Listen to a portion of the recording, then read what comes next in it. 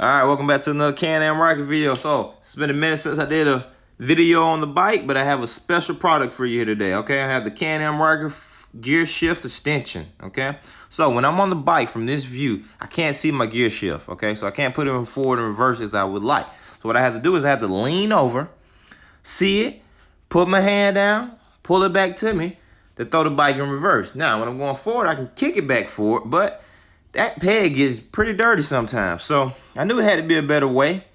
And well, nonetheless, over at Providence, they contacted me, said we got a better way for you. And I got my hands on the product, okay? At the bottom, I'm gonna leave the link.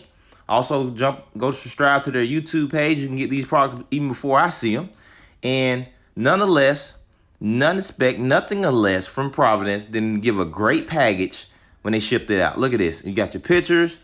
They highlighted everything. You got your colors. And they went one step further, going green, cutting back on all the plastic use. And they gave me more of a brown paper traditional bag here. But still looks good, looks wonderful. So as we get into this thing, here we go. All right, this is the product. This is the extension. All right, I wouldn't call it metal, more like a harder aluminum. Got a little cap on the end there. And the product actually matches the bike black. So that black right there, a metallic black or whatever people like to call it, that's the same black that's on the bike, okay? Let's see what's in this thing right here. I think this is a stainless steel screw. They didn't give you a screw that's gonna rust or anything. Okay, there you go. Stainless steel screw. Got the little blue lock tight on the end of it. All right, and they say that takes 24 hours to cure. So when this package says 24 hours, it means once you put that on, give it about 24 hours, and that little blue should be on rubbed in and set in to give that nice good lock in so that it doesn't vibrate loose later on in life. All right, so here we go. Let's get right into it. It's supposed to be a quick install, less than 2 minutes. Let's get it. So this gear shift is always dirty. That's why I don't like to try to touch it with my hand, because I'm always kicking it and it's pretty low to the ground. The bike is already low enough, so that's what you get. So let's get to it. I don't like to shortcut the video. I like to give it to you how I got it. So I went and grabbed the quickest toolbox I can find. It's my little toolbox. Most time my tools are scattered, but in this box, I definitely should have what I need in here. First thing I need is a star bit to get this original screw off. So let's find me a little star bit right quick. 1 second. Might work a little better if I take the glove off. 1 second. I'm trying something new. Trying not to beat my hands up as much. 1 second. Okay, that's a little loose. Now, it's real important when you're putting these products on, taking these original OEM products off, to find the right tool. If you don't have the right tool, go borrow the right tool, or just go ahead and buy it, or just leave it to the professionals. Just leave it to the professionals, because you don't want to mess up resale value on your bike. You don't want to have a scratched up bike in the end. So boom, I got what I need. Taking the screw off, straightforward. Had a little pressure on, but not a lot, just a little bit. Boom. Once you cracked it, it's gonna screw off just fine. So once I get this off, we should be in the game. It's gonna be a quick install now. Quick install. Anybody can do it. All right, boom. So I got that off.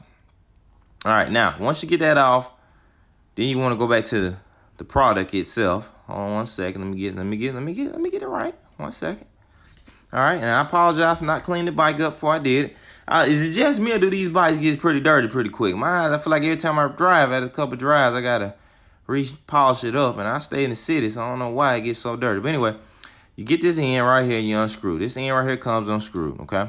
Once you unscrew this end, then what you want to do, don't use the original OEM. Use the stainless steel, rust-proof, with the lock nut on the end of it. All right, there you go. All right, here we go. So once you stick that in there, then you get your screwdriver. Oh, you know what? I still got a star bit on there. Check me out. Trying to use the wrong tools for the wrong product. Hold on, let's get a star bit here. Hold on. I gotta get the star bit off. I gotta get me a screwdriver, Phillips head, whatever people like to call it these days.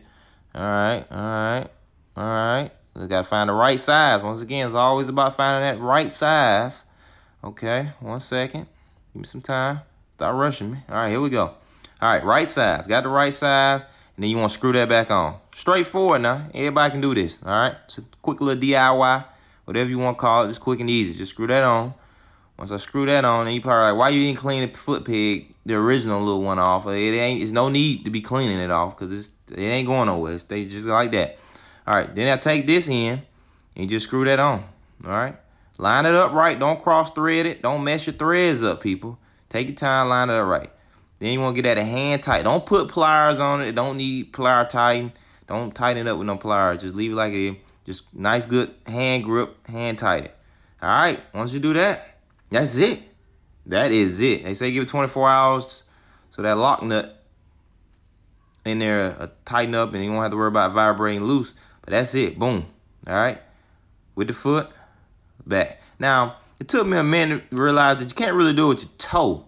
It's more of that middle right there up under my shoelace. Now, I wear size 12, big man foot. No size you are, but you figure out where that sweet spot is for you. And I figured out right under my shoelace is that sweet spot. Now, I realized that my size 12 kind of can stretch like this, but I ain't gonna ride like that because we want to put up all that pressure right on your gear shift that connects to your transmission. That wouldn't be good. Nah, don't do that. Don't rest your foot up there and tear your bike up. Don't do that. Because nonetheless, these dealerships love making money off of us. So that was it. Now, Providence sent me an extra one.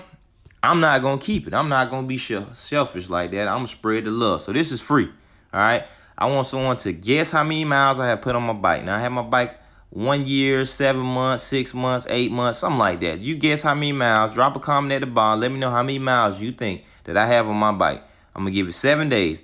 Whoever's the closest, I inbox you directly. Send me your mailing address, and I'll pay for the shipping. And I'm gonna ship this to you, and you put it on your bike, and you let us know. Now, for everyone else that don't win, link is at the bottom. Go check their website out, and I'll see you on the next one.